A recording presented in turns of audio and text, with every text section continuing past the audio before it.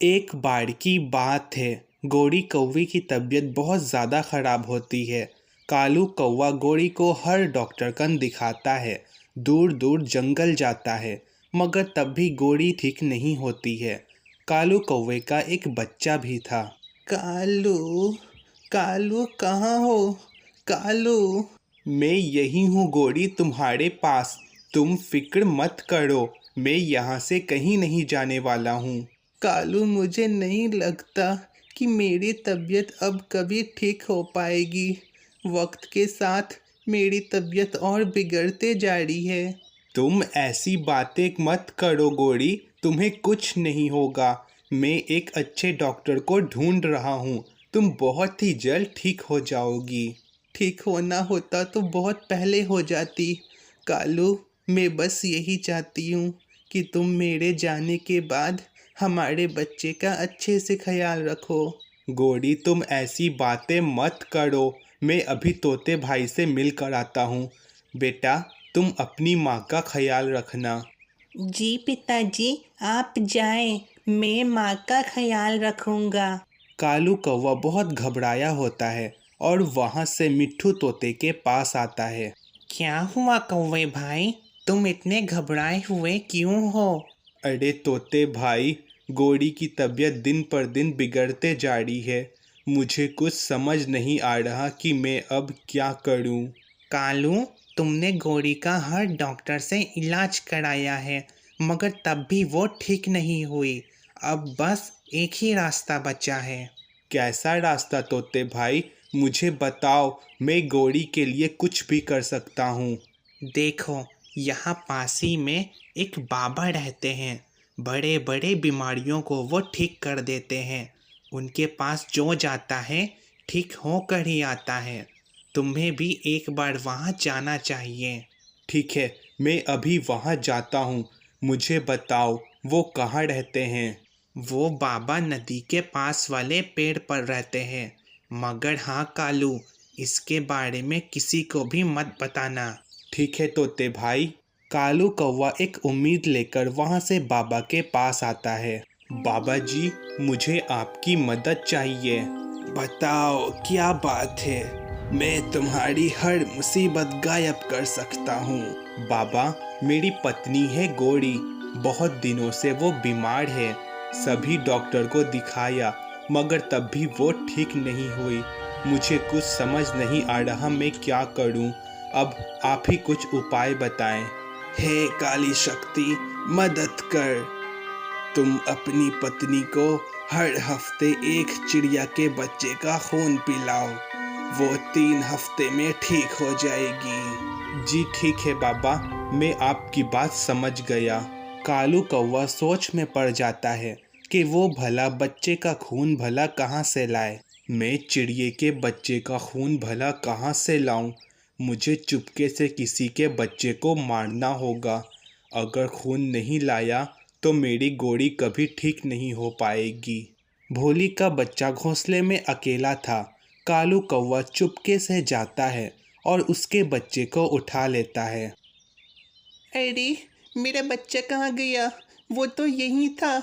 मेरे बच्चे को कोई उठा ले गया। मुझे अपने बच्चे को छोड़कर कहीं नहीं जाना चाहिए था।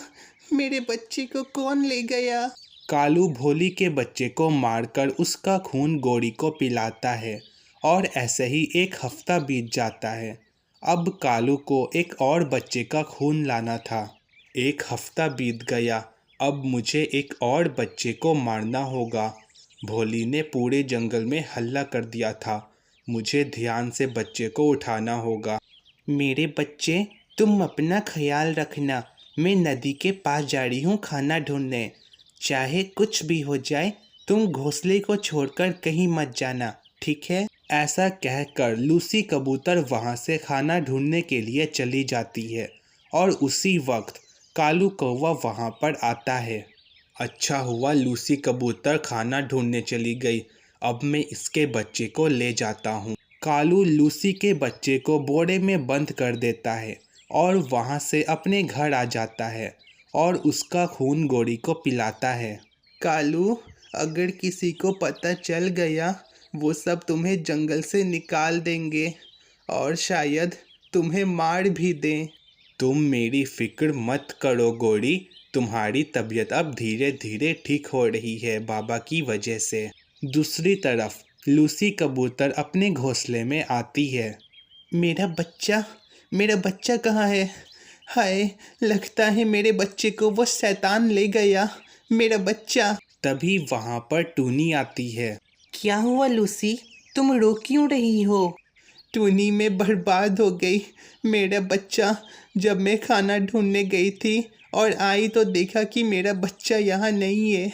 कोई उसे ले गया, वो यहाँ नहीं है। शायद ये उसी का काम होगा जिसने भोली के बच्चे को गायब किया था।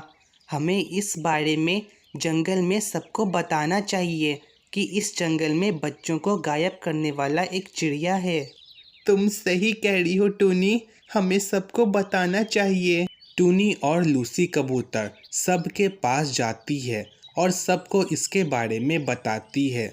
जंगल का कोई भी पक्षी अपने बच्चे को ज़रा भी अकेला नहीं छोड़ता। इस टूनी की इतनी हिम्मत कि मेरे काम में टांग अड़ाएगी।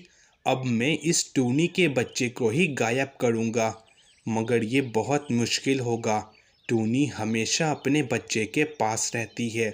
मुझे एक तरकीब बनानी होगी। एक दिन टूनी अपने दोनों बच्चों के साथ अपने घोंसले में बैठी होती है। चलो, मोनू और पिंकी तो सो गए। जब तक ये दोनों सो रहे हैं तब तक मैं खाना ढूंढकर आती हूँ, मगर मैं इन दोनों को अकेला छोड़कर नहीं जा सकती। तभी वहाँ पर कालू कौवा आता है। कालू भैया, अच्छा हुआ आप आ गए। कालू भैया, मैं खाना ढूंढने जा रही थी, मगर मैं अपने बच्चों को अकेला छोड़कर नहीं जा सकती। क्या आप मेरे बच्चों का ख्याल रखेंगे? हाँ हाँ टूनी, क्यों नहीं। तुम बेफिक्र होकर खाना ढूंढने जाओ, मैं तुम्हारे दोनों बच्चों का अच्छे से ख्याल रखूँगा। आपका शुक्रिया कालू भैया, मैं आपके लिए भी खाना लेकर आ जाऊंगी। ठीक है टूनी। टूनी वहाँ से खाना ढूंढने के लिए चली जाती है। कितनी बेवकूफ़ है ये टूनी। अब मैं इसके बच्चे को आराम से ले जा सकता हूँ और इसका खून गौरी को पिला दूँगा, फिर मेरी गौरी ठीक हो जाएगी। कालू कौवा मोनू को चुपके से बोरी में बंद कर लेता है और वहाँ से अपने घर लेकर चला जाता है। अरे, मैं तो अपना सामान घोंसले में ही भूल आई, अभी जाकर लेकर आती हूँ। टूनी घोंसले में आती है और कालू और मोनू को ना देखकर वो काफ़ी घबरा जाती है। अरे, मेरा बच्चा मोनू कहाँ है? लगता है कालू भाई मेरे बच्चे को ले गए। अभी उनके घर जाकर देखती हूँ।